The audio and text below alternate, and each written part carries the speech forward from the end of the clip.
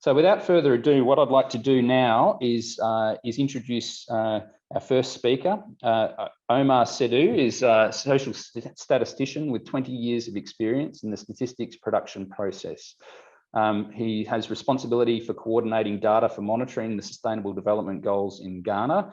And Omar leads a drive around data innovation, multi-stakeholder approaches to data production, and strengthening administrative data systems. He's also the co-chair of the Technical Advisory Committee for Digital Earth Africa. It's great to have Omar here to present to us about some of his perspectives on this area and on Digital Earth Africa. So Omar, I'm handing over to you. You've got 8 minutes. Thank you very much. So thank you very much, and thank you for having me on this. This presents an opportunity for me to share the learnings from Ghana on what we have been doing, leveraging Earth observation for impact in terms of policy and programming. Now, as we all understand, the 2030 Agenda for Sustainable Development brings in its wake a great need for national statistical offices to work to develop their data systems to ensure that we are able to monitor and provide insights to our governments.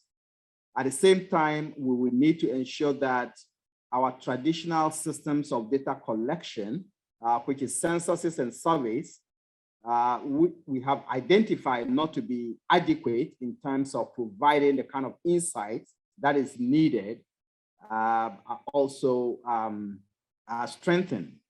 And this gives us an opportunity to effectively coordinate the national statistical system and also leveraging non-traditional data sources, including Earth observation, to provide the kind of metrics that are required.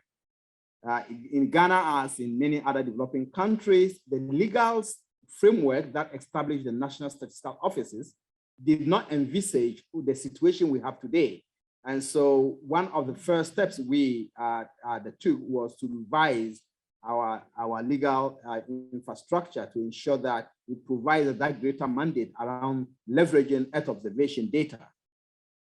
Now, the second and important thing that we did is to identify which areas will make a difference in our context and map that to specific national institutions that we would need to work with to ensure there is uptake of the evidence that we provide through this platform. And these, we identify these 5 key areas, which is urbanization, where the National Statistical Office itself is very interested in, agriculture, deforestation, water, and mining. In our context, illegal mining, which has been one of the biggest problems Ghana has been dealing with over the years. So what did we have to do? Over the years, and with access to this infrastructure, we have been able to use it to identify key areas that will make great impact in terms of getting buy-in. So one of the forest reserves we have in Ghana, as you look on this image, this area in December 2017, this is the river that passes through this forest reserve. And by 2018, same time in December 2018, you can begin to see some illegal mining in the deep of the forests. And so we continue to use this platform to show up to 2021, December 2020, and you can see the amount of destruction illegally that have occurred within this forest reserve in that space. And actually, when we looked at this, we could see that the amount of destruction between January to December 2020 was much more than all the other years combined. And then the question we try to impugn, what happened in 2020 and why that much destruction?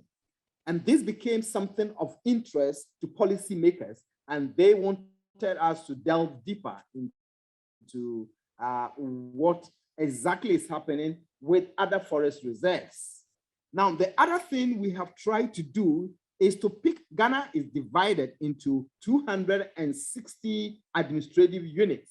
So we just picked 5 administrative units, which are the local levels where decision-making is very important. And that is where the changes that we expect to happen to impact the lives of individuals happen. And we try to use this resource to understand how much illegal mining is happening in all these areas. And as you can see in the image on the left, these are all possible sites that the resource allowed us to identify, which couldn't have been easily identified by the task force set up by government. And on this image on the right side, you can see which year in the last 3 years, 2018, 2019, 2020, that the mining site was established. And you could see most of the mining sites were established in 2020. And this became an important tool for us to engage political leadership and get attention to the kind of destruction that we are experiencing. Another area that was very much of interest is how we can use this around urbanization. And our urbanization data repository has largely depended on our censuses, which happens every 10 years. But then we realized with this platform, we are able to identify the extent of urbanization each year. And so this is one of the 260 local government areas that we did. We used the platform to, under Digital Earth Africa, to understand the extent of urbanization. And this also became very interesting to leadership.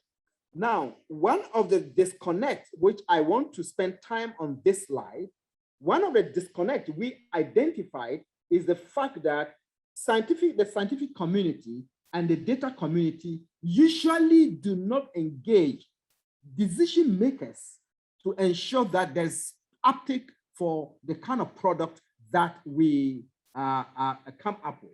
So what we did in May 2021 was to organize a data fair for the members of the legislative, the legislative. I think what Omar's been able to show us is the power of having real-time or near real-time access to this information for decision makers. So the illegal mining that was going on through 2020 was able to be identified, and actions were able to be taken, including prosecutions and interventions by decision makers. But this is a great example of how an infrastructure like this can help with really active and real decisions that governments have to make every day.